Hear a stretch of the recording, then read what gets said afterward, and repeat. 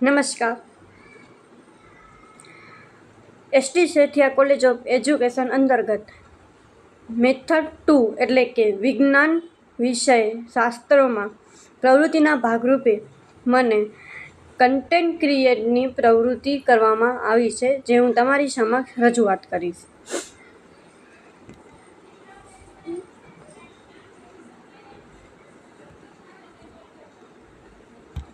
મારો આજનો ટોપિક છે ધાતુ અને અધાતુ. આપણે આપણા દૈનિક જીવનમાં ઘણા બધા પદાર્થો જોઈએ છીએ અને એ વાપરીએ પણ છીએ, પણ હવે એમાંથી આપણને કોને ધાતુ કહી શકીએ અને કોને અધાતુ કહી શકીએ એની સ્પષ્ટતા આજે હું તમારી સમક્ષ રજૂ કરીશ. સૌથી પહેલો ટોપિક છે ધાતુ. ધાતુ એટલે એવા તત્વો જે સામાન્ય રીતે ચમકદાર હોય છે, ઉષ્મા તથા વિદ્યુતના સુવાહક હોય છે. સાથે સાથે વિજ્ઞાનની દ્રષ્ટિએ જોઈએ તો જે તત્વ ઇલેક્ટ્રોન ગુમાવીને ધન આયન બનાવવાની વૃત્તિ ધરાવે છે તેને ધાતુ કહેવાય છે. આ બધા સામાન્ય શબ્દોમાં ધાતુનો અર્થ છે, પણ આપણે વિજ્ઞાનની દ્રષ્ટિની વાત કરીએ તો એનામાં એક જ એવો ગુણધર્મ છે કે જે ઇલેક્ટ્રોન ગુમાવે, અને આપણને બધાને ખ્યાલ છે કે ઇલેક્ટ્રોન ગુમાવે તો ધન આયન બને, તો એ તત્વ ધાતુ કહેવામાં આવે છે. હવે આવે છે ધાતુના ગુણધર્મો. સૌથી પહેલો ગુણધર્મ ચમકનો. ધાતુઓમાં તેમની શુદ્ધ અવસ્થામાં ચમકદાર સપાટી ધરાવે છે, એટલે કે ધાતુની સપાટી ચળકાટ ધરાવતી હોય અથવા તો ચમકદાર ધરાવતી હોય તો આપણે કહી શકીએ કે એ ધાતુ છે. બીજો ગુણધર્મ છે સખાતપણું, એટલે કે મજબૂતાઈ. આપણે એને બીજી ભાષામાં મજબૂતાઈ રીતે ઓળખી શકીએ છીએ. મોટા ભાગની ધાતુઓ જે છે એ સખત હોય છે, એટલે કે જલ્દી એને આપણે તોડી નથી શકતા, એ એક કઠણ હોય છે. એના પછીનો મુદ્દો છે ટીપાવપણું. ટીપાવપણું એટલે કે ટીપવું. ધાતુઓને ટીપીને પાતળા તાર બનાવી શકાય છે, તેમજ પાતળા પતરા પણ બનાવી શકાય છે. એનામાં સોના અને ચાંદીની વાત કરીએ તો એ સૌથી વધુ ટીપી શકાય એવી ધાતુઓ છે. આમ આપણે કહી શકીએ કે સોનું અને ચાંદી ધાતુ છે. કઈ રીતના? એ ચમકદાર સપાટી પણ ધરાવે છે ને એ જલ્દી નથી તૂટી શકતી, એ સખત પણ છે અને એ ટીપાવપણાનું પણ ગુણધર્મ ધરાવે છે. એના પછીના ગુણધર્મો આપણે જોઈએ તો તણાવપણું, એટલે કે ખેંચવું. ધાતુઓને ખેંચીને તેમાંથી પાતળા તાર બનાવી શકીએ છીએ. આપણે જે પણ બધા ઇલેક્ટ્રિક તાર જોઈએ છીએ, જે વિદ્યુતમાં દોડવા માટેના જેટલા પણ વાયરો જોઈએ છીએ, એ બધા ધાતુઓ છે, કેમ કે આપણે એને ખેંચી અને પાતળા એવા તારો બનાવી શકીએ છીએ. એના પછીનો ગુણધર્મ છે સુવાહકતા. ધાતુઓ ઉષ્મા અને વિદ્યુતની ઉત્તમ સુવાહક છે. હવે આ સુવાહકતાની હું વાત કરું તો આપણે ઉપરના ગુણધર્મમાં જોયું તણાવપણું, એટલે ખેંચીને તાર બનાવી શકીએ ને એનામાં મેં એવું કીધું કે વિદ્યુતના જેટલા પણ તાર છે બધા ધાતુઓ છે. એનું રીઝન શું છે કે સુવાહક છે, એનામાંથી વિદ્યુત પ્રવાહ પસાર થઈ શકે છે.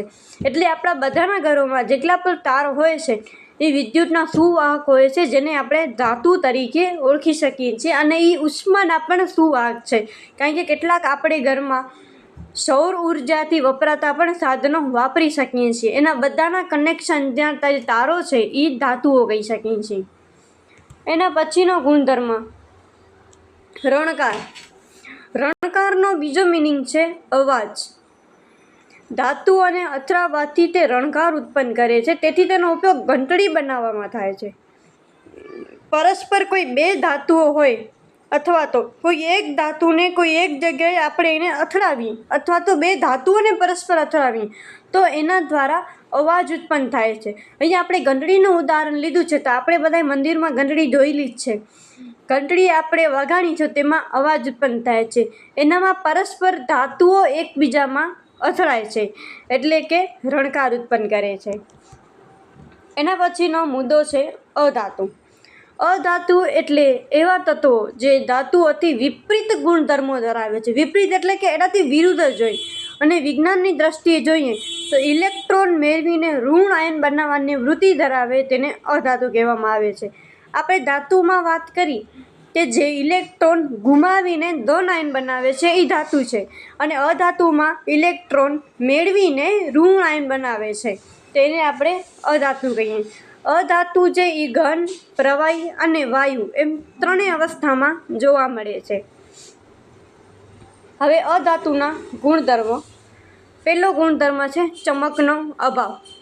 અધાતુઓ સામાન્ય રીતે ઝાંખી હોય છે અને તેમાં ધાતુ જેવી ચમક હોતી નથી. એની સપાટી છે એ ચળકાટ ધરાવતી નથી. બીજો ગુણધર્મ છે બટકપણું. બટકપણું એટલે કે તણાવપણું અથવા તો ટપકપણું આપણે એને કહી શકીએ છીએ. ઘન અધાતુ નરમ અને બટકડી હોય છે. બટકડી એટલે કે જલ્દી તૂટી જાય, એના બે ભાગ પડી જાય, એને હથોડી વડે ટીપતા નાના નાના ટુકડાઓમાં સાવ વિખેરાઈ જાય છે. એટલે એનામાં તણાવપણુંનો ગુણધર્મ નથી રહેતું, કેમ કે એને આપણે થોડુંક જ ઓલું ભાર દેવાથી તૂટી જાય છે, તો તેને આપણે તાણી શકીએ નહીં, તો એને આપણે અધાતુ કહી શકીએ છીએ. એના પછી છે અવાહકતા. આપણે આગળ વાત કરી વિદ્યુતમાં જેટલા પણ તાર છે એ બધા ધાતુઓ છે, પણ જ્યારે અહીંયા કને અધાતુ છે એ વિદ્યુતના અવાહક છે. અધાતુના તાર કોઈ દિવસ વિદ્યુતના પરિપથમાં જોડવામાં આવતા નથી, કારણ કે તેનામાં વિદ્યુત પ્રવાહ પસાર થઈ શકતો નથી. એના પછીનો ગુણધર્મ ગલનબિંદુ અને ઉત્કલન બિંદુ. ધાતુઓની સરખામણીમાં અધાતુઓના ગલનબિંદુ અને ઉત્કલન બિંદુ નીચા હોય છે, જ્યારે ધાતુના ગલનબિંદુ અને ઉત્કલન બિંદુ ઊંચા પ્રમાણમાં આપણને જોવા મળે છે. એના પછી છે રણકારનો અભાવ, એટલે કે અવાજ. અધાતુઓને અથડાવવાથી રણકાર ઉત્પન્ન થતો નથી.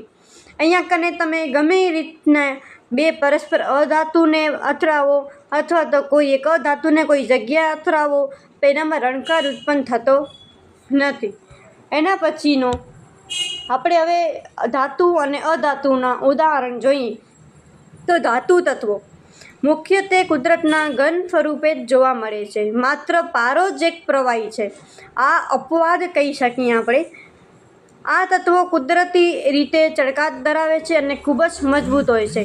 ધાતુઓના મુખ્ય ઉદાહરણ લોખંડ, સોનું, ચાંદી, તાંબુ, સોડિયમ, એલ્યુમિનિયમ અને મેગ્નેશિયમનો સમાવેશ થાય છે. ધાતુઓ ઉષ્મા અને વિદ્યુતના સારા સુવાહક હોય છે, જેના કારણે તેનો ઉપયોગ રસોઈના વાસણો, વીજળીના તાર બનાવવા અને વધુમાં વધુ ધાતુઓને ટીપીને પતરા બનાવી શકાય છે અને ખેંચીને તાર બનાવી શકે છે. આ બધી વાત આપણે આગળ કરી ચૂક્યા છીએ. આનામાં મુખ્ય ઉદાહરણો આપણે જોયા સોનું, ચાંદી, તાંબુ, આ બધી ચળકટવાળી સપાટી ધરાવે છે અને આનામાં આપણે લોખંડના અથવા તો એલ્યુમિનિયમના તાર બનાવી તેનામાં વિદ્યુત પ્રવાહ પસાર પણ થઈ શકે છે, એટલે કે ઉષ્મા અને વિદ્યુતનું સુવાહક છે. અને અધાતુ તત્વોમાં ત્રણેય સ્વરૂપો એટલે કે ઘન, પ્રવાહી અને વાયુમાં જોવા મળે છે. તેઓ ધાતુઓની જેમ ચળકાટ ધરાવતા નથી. એમાં આયોડિન ને હીરો અપવાદ છે, કેમ કે હીરો જે છે એ ચળકાટવાળી સપાટી ધરાવે છે અને બરડ હોય છે, એટલે કે મજબૂત હોય છે. અધાતુઓના ઉદાહરણો જીવન ટકાવી રાખવા માટે જરૂરી ઓક્સિજન, બ્રહ્માંડમાં સૌથી વધુ જોવા મળતો હાઇડ્રોજન, હવાના બંધારણમાં મુખ્ય એવો નાઇટ્રોજન તેમજ કાર્બન, સલ્ફર, આયોડિન અને ક્લોરિનનો સમાવેશ થાય છે. મોટાભાગના અધાતુઓ જે છે એ વિદ્યુત અને ઉષ્માના અવાહક હોય છે, તેથી તેનો ઉપયોગ અવાહક પડ બનાવવા માટે થાય છે. હવે અવાહક પડની આપણે વાત કરીએ તો લોખંડ જે છે, લોખંડ એનામાં ક્ષારણ જામી જાય છે. એને આપણે હવામાં ખુલ્લું મૂકીએ તેનામાં ક્ષારણ જામી જાય છે, તો એ ક્ષારણને અટકાવવા માટે આ અવાહક પડ બનાવવામાં આવે છે એની ઉપર, અને એના દ્વારા એનું ક્ષારણ થતું અટકાવાય છે. તો આમ આ અધાતુ જે છે એ જીવન ટકાવી રાખવા માટે પણ એનામાં આપણે જેટલા પણ આપણે વાતાવરણમાં વાયુ રહેલા છે બધા અધાતુઓમાં આવે છે. એનામાં રણકાર ઉત્પન્ન થતો નથી અને એના દ્વારા વિદ્યુત પ્રવાહ પણ પસાર થતો નથી. આમ મને આશા છે કે ધાતુ અને અધાતુ વચ્ચેની સ્પષ્ટતા તમને થઈ હશે. તો હું અહીંયા કને મારો કન્ટેન્ટ ક્રિએટ પૂર્ણ કરું છું. Thank you.